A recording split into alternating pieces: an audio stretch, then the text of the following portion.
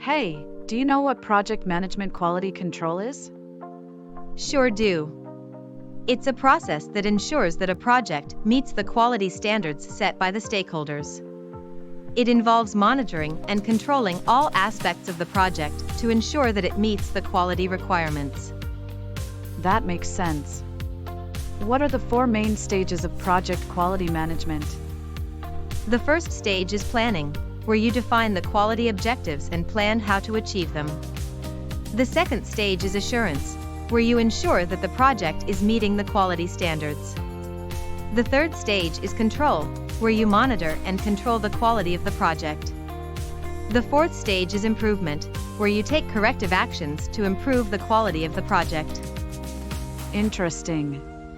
Can you give me an example of quality control in a project? Sure. Let's say you're building a bridge. You would have quality control measures in place to ensure that the bridge meets safety standards. This would involve regular inspections, testing of materials, and ensuring that the construction meets design specifications. Got it. And what about a quality control checklist in project management? A quality control checklist is a tool used to ensure that all quality requirements are met.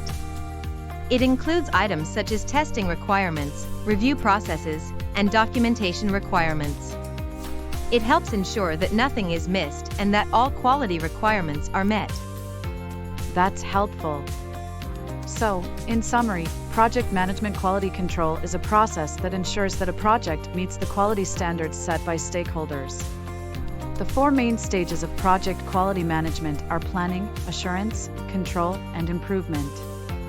Quality control measures can be seen in real-life examples like building a bridge, and a quality control checklist is a tool used to ensure that all quality requirements are met.